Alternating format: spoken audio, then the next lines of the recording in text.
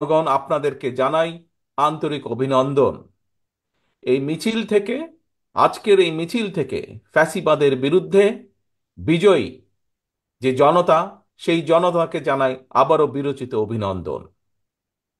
প্রিয় ভাই বোনেরা, 1975 সালের 7ই নভেম্বর ছিল বাংলাদেশের শত্রু মিত্র চেনার দিন। আর আজ 1924 সালের 5ই আগস্ট বাংলাদেশের শত্রু চিহ্নিত করার দিন। আগেও বলেছি, বাংলাদেশের পক্ষের শক্তি ঐক্যবদ্ধ থাকলে আর কেউ দেশের স্বাধীনতাকে বিপন্ন করতে পারবে না ইনশাল্লাহ।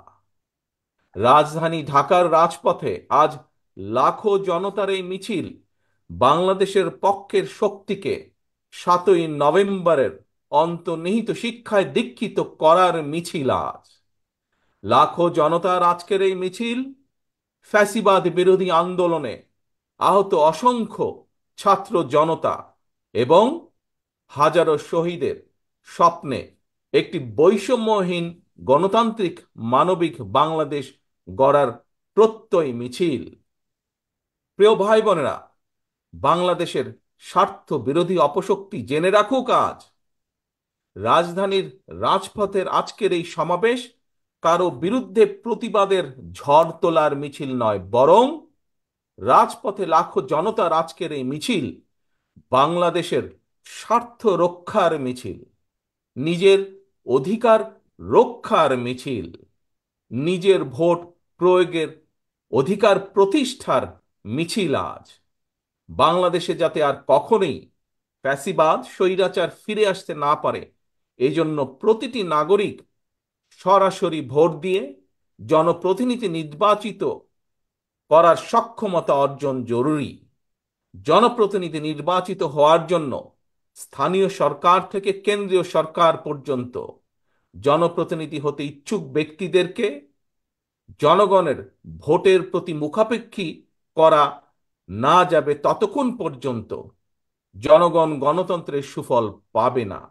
এমনকি স্বৈরাচার বা ফ্যাসিবাদ মুক্ত পরিবেশেও স্বল্প আয়ের মানুষকে বাজার সিন্ডিকেটের অভিশাপ থেকে মুক্ত করা অসম্ভব হয়ে পড়বে যদি না মানুষের ভোটের সরাসরি অধিকার আমরা নিশ্চিত করতে না পারি।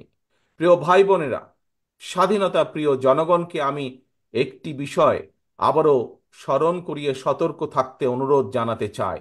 আমি নিজেও সতর্ক থাকতে চাই। সেটি হলো, গণতন্ত্র বিরোধী অপশক্তির ষড়যন্ত্র এখনো কিন্তু থেমে নেই। অন্তর্বর্তীকালীন সরকারকে ব্যর্থ করে দিতে পলাতক স্বৈরাচারের দোসররা দেশে বিদেশে শাসনে প্রশাসনে এখনো সক্রিয়।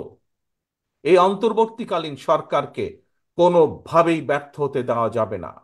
তবে নিজেদেরকে সতর্ক করতে চাইলে অন্তর্বর্তীকালীন সরকার জনগণের প্রত্যাশা পূরণে কার্যকরী পদক্ষেপ গ্রহণ করবে, এটিই আজ জনগণের চাওয়া। আসুন, এই লক্ষ্য জনতার এই মিছিলকে কোনোভাবেই বৃথা যেতে দেওয়া যাবে না। এই প্রত্যাশা রেখেই আজ এই মিছিলের সাফল্য কামনা করে এবং মিছিলের শুভ উদ্বোধন ঘোষণা করে আমার বক্তব্য আমি শেষ করছি। আল্লাহ হাফেজ। বাংলাদেশ জিন্দাবাদ। বাংলাদেশ জাতীয়তাবাদী দল জিন্দাবাদ।